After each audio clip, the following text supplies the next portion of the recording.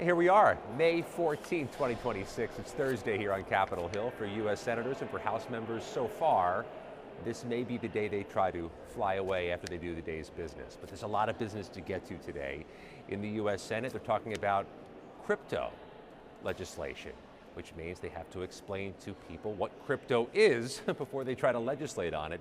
There's going to be a fierce debate in the Senate on that today, and a lot of amendments, including some back and forth about whether the banks are being marginalized by crypto legislation. In the U.S. House, they will discuss matters of war late in the day. They have slated 4 p.m. Eastern time. Votes in the House about 6 p.m. is when they should wrap up. And then, if all goes to plan, House members are back on Wednesday of next week. Let's start off with Seth Magaziner, Democrat from Rhode Island, the western half, the glorious half of Rhode Island. He's joining us to talk about legislation to impact American workers. First of all, Congressman, good morning. Good morning. Thanks for having me. Nice to have you here. Tell us about the legislation which will provide more leave time for more workers. Explain how it works. Well, listen, Americans work hard, right? We have a grinded out culture, and that's great, but everyone who works hard for a living deserves to take some time off. Maybe it's a flat tire and you got to take your car in. Maybe your kid has a parent-teacher conference day, or maybe you just are burnt out and need a vacation. And the United States is the only developed country in the world that does not guarantee vacation time for all workers. As a matter of fact, 26 million Americans get no paid time off from work at all for any reason. So our bill, the PTO Act it's called, would guarantee all full-time workers at least 10 days of paid vacation per year. Now, to put that in context, every country in Europe guarantees at least 20 days. Some countries guarantee 30 days. In the US right now, we guarantee 0. So as a start, we think 10 days so that every American can take some time off when they want to is just the right thing to do for American workers. Let's unpack it a little bit so we can find out where some of the hurdles are to make this law. The 26 million people you referenced, what groups does that include? Would those be gig workers, some part-time or non-union? Who are we talking about? So disproportionately hospitality, food service, et cetera. Tipped workers. Yeah, in many cases, disproportionately women and people of color. But really all across the economy, there are people who, again, work hard and don't get to enjoy the fruits of their labor. And I think there's a fundamental misunderstanding because every time there's been a major technological advancement, the invention of electricity, the invention of modern home appliances, the internet, now AI, people all say, well, people aren't going to have to work so hard anymore. But that's just not the way the economy works. There's always an incentive for employers to get as much out of their employees as they can. And the only way you can guarantee that working people can enjoy the fruits of their labor is to mandate a certain amount of time off, whether it's weekends, holidays, or paid vacation, which is what we need. This would form some type of mandate on employers. I mean, this would form necessarily a mandate on employers. What about the criticism you're putting an unfunded mandate on employers who we do want to hire people, including our wives, husbands, kids, and parents? Yeah, so first of all, if you're an employer out there who's not giving any paid time off at all to your employees, you should. But keep in mind too, most employers are. Most employers are already doing the right thing and allowing their employees some time off. Those employers who are doing the right thing shouldn't be held at a disadvantage. They shouldn't be at a competitive disadvantage for doing the right thing by their employees. Or are they at a competitive advantage because they're offering the PTO and they're getting better employees? Yeah, well, and I'll tell you too, I mentioned the hospitality industry. It's a mixed bag because, in places like Rhode Island where we have a big tourism industry, I think there's actually a lot of support within hospitality for national paid time off. Because it'll help with travel and tourism and help boost the economy that way as well. But listen, fundamentally for me, more than anything, this is about fairness to working people. People who work hard for a living. Burnout is real. Like, you talk to anyone across America who works for a living, people are burnt out. They want to be able to take some time off. Certainly if they're sick or if there's a medical emergency, but even just to get a day to relax. There's nothing wrong with that. You're going to get feedback on this proposal, you probably already have, about maybe this impacts the stability of the labor market. Are people going to want to hire if they have this new mandate coming down from you? It's college graduation season. How do you describe the labor market right now? If somebody says, hey, we're in a soft labor market, people aren't hiring enough, we can't add this responsibility, do you think it's a soft labor market that would be impacted as much? Well, listen, I think fundamentally, over time, it will be better for quality of life and better for working people to be able to take some time off. And again, I'm not talking about 20 or 30 days a year, which is what everyone in Europe gets. I think 10 days is a reasonable compromise. And I will say support for the bill is growing within the caucus. Just in the last couple of weeks, the number of co-sponsors of the bill has increased dramatically, and the American people want this. The Brookings Institute recently released a poll where they showed that more than 7 in 10 Americans support this bill, support paid vacation for all workers. You have caucus support, if I'm not mistaken, it's dozens of co-sponsors, which is not a small thing. It does set the table for a Democratic majority to move on that swiftly if you've got the co-sponsors lined up.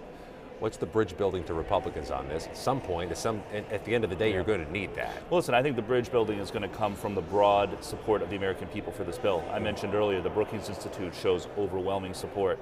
Another poll by Data for Progress showed 80% support for this bill, including a majority of Republican voters. So I think the next stage is going to be taking the argument to the American people and getting the American people to reach out to their members of Congress and let them know that this should be a priority. I think this is a good sleeper issue. You know, in politics, people who are running for office are always looking for these 80-20 or 70-30 issues that have overwhelming popularity across the ideological spectrum. Another bill of mine banning members of Congress from trading stocks is an example of that, like an 80-20 or like 90-10 issue. This is one of those, you know, again, 80-20 type issues that I think a lot of people around here haven't caught on to yet, and once they realize how popular this is, I think you're going to see support grow. And again, we've gained a lot of momentum just in the last few weeks. On the left, the Congressional Progressive Caucus just included this as one of 10 bills as part of their economic agenda. I'm actually not even a member of that caucus, but they included my bill anyway, which I'm very grateful to Greg Casar and the team there for. Yesterday, the Democratic Women's Caucus, which includes not just progressives, but also moderate and conservative Democratic women, also endorsed the bill. And I predict we'll see some Republican support here in Congress as well, because we know that the Republican support exists broadly across the country with voters. The data shows it. Speaking with Seth Magaziner of Rhode Island, let me pivot to the Stock Act. You referenced the Stock Act. I want to get a sense of where that's going. You have this unicorn of a bipartisan coalition, a really different coalition behind the Stock Act to ban members of Congress from using their inside information to trade stocks. What's the trajectory for that, if not this year, next year? Well, I've said from the beginning, and I still believe this is true, it's going to happen. The only question is whether it happens under Speaker Johnson or Speaker Jeffries. Members of Congress should not be trading stocks. The American people understand that the opportunity for corruption is just too high. Are they aware of it? I mean, do you get a sense from your constituents they know that's happening? 100%. 100%. I get asked about it all the time. I don't trade individual stocks myself, but people know this is an issue because they understand, like, how can we be voting impartially on bills having to do with healthcare if members of Congress are trading drug company stocks or insurance company stocks? How can we vote on tech issues when they're trading, you know, tech stocks? Like, people understand that the opportunity for conflicts of interest and corruption are just too great. So to your point, we've put together a great coalition. I've worked very closely on this issue with Chip Roy, the Freedom Caucus Republican from Texas, Tim Burchett, another very conservative member, Pramila Jayapal, Alexandria Ocasio-Cortez. Like, we've got a great across the spectrum coalition of members that are working on this, but there's also a lot of entrenched opposition as well. So you asked me, where do I think this is going to go? The group I just mentioned, Roy, Burchett, Brian Fitzpatrick as well, AOC, Jayapal, myself, we've got a very strong bill that would ban members of Congress from trading stocks outright. Speaker Johnson refuses to put that on the floor. There's some talk that he may move like a very watered down version of it that would still allow some trading to occur. That's not going to be good enough for the American people. But if he doesn't do it, I have absolute faith that next year when Democrats are in the majority, which I believe we will, Hakeem Jeffries will move on this. He has said it publicly and privately numerous times that it will be at the top of the Democratic agenda in the new majority, and that he's committed to passing a real stock trading ban, not whatever watered down version Mike Johnson is contemplating.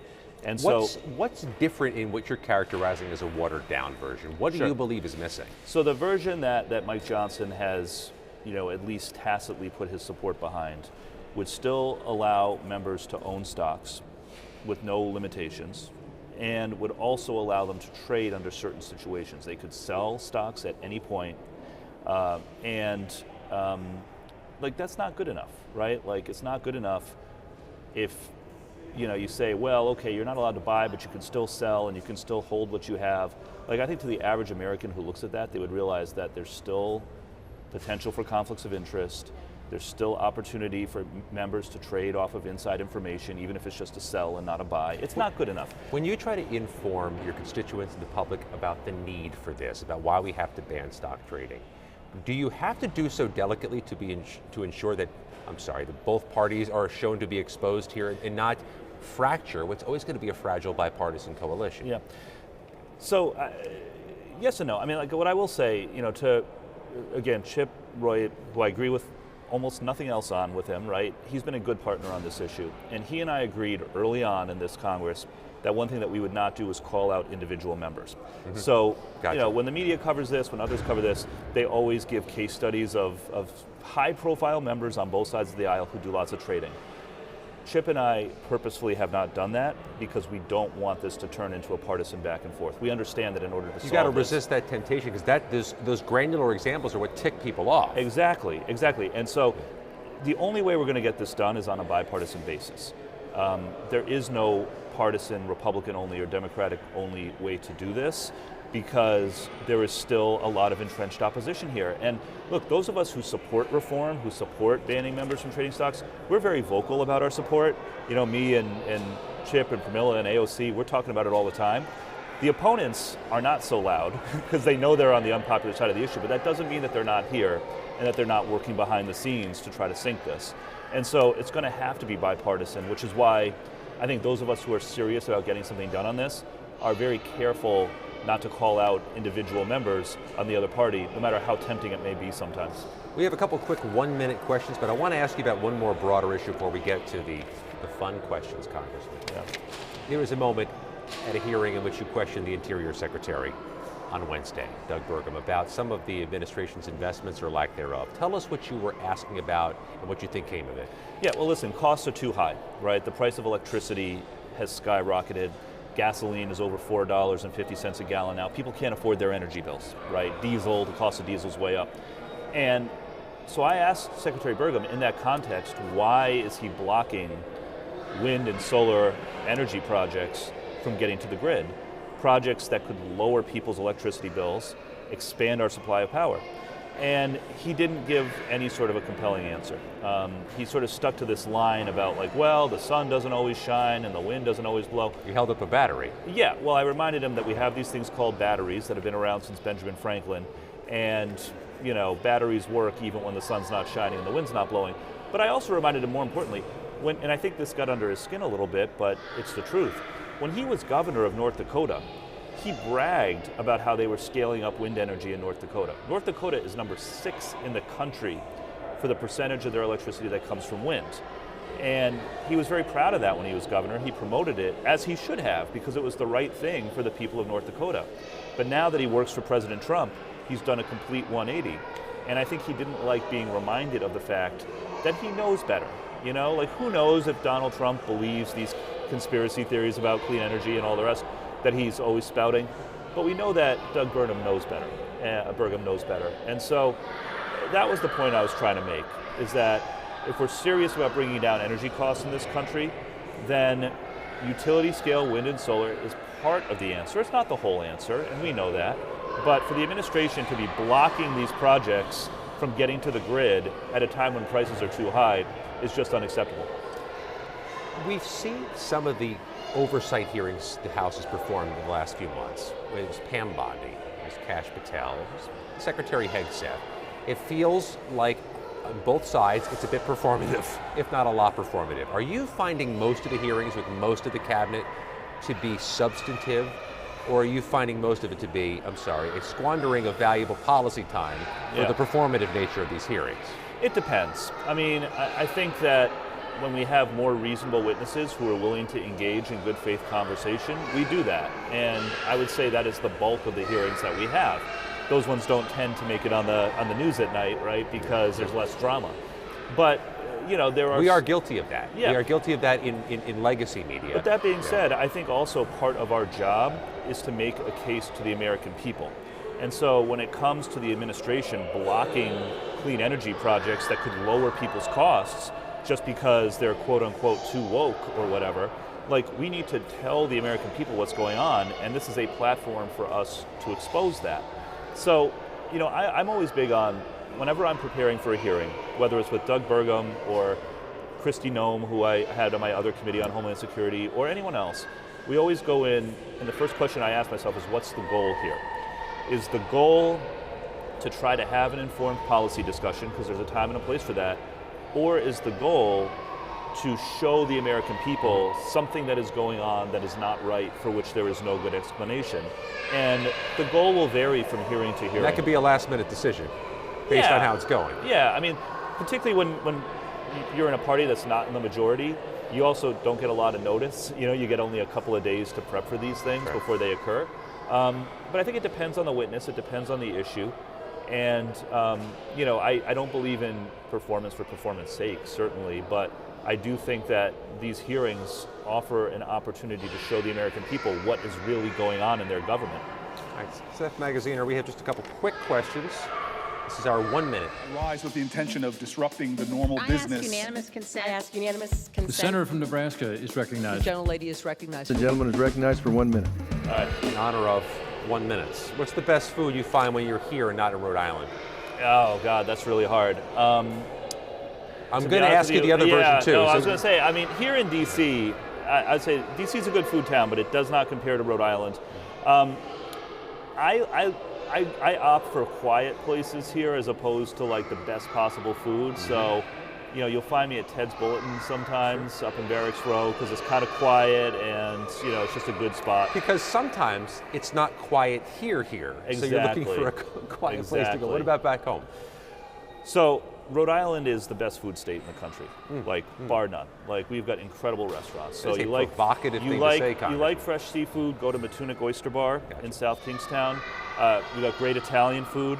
Federal Hill in my district in Providence is terrific. I would say if you want to know like kind of like the behind the scenes, like the secret, people go to Federal Hill for great Italian food, but there's another neighborhood called Knightsville in Cranston that also has a strip of incredible Italian restaurants. Like a little Italy. Exactly. Of Rhode Island. It's you know, Federal Hill used to be like the main Italian neighborhood in the area, but a lot of the folks there moved out to Cranston, and so Knightsville in Cranston is where you can have a really good Italian meal. This is the kind of insight we can't Google. I got time for one more. And pardon me if this is a broader question than you're looking for, but what is the most difficult part of this? There's a lot of things that seem difficult in being a federal legislator. What do you find the most challenging? Yeah, I mean, look, it is a hyper-partisan environment where it's hard to get things done, and you know, that makes it challenging. I think especially in this Trump 2 era, where they are trying to win elections not by presenting the best ideas to the American people, but through partisan gerrymandering and grandstanding and, you know, trying to influence the media. It creates a very toxic environment here. But that being said, I'm just going to keep doing what I'm doing, do my best to represent my constituents, fight hard for the things that they care about, and you know, do my part to preserve our democracy. Can you believe it's less than 6 months till Election Day? Is this gone fast or slow for you? It's you know, it's been busy. I'll say that. But I'm looking forward to November. Right. Seth Magaziner, Democrat from Rhode Island. Appreciate your joining us. Still to come at 5:35. Everything from War and Peace to UFOs. Stay with us. Back in just a moment.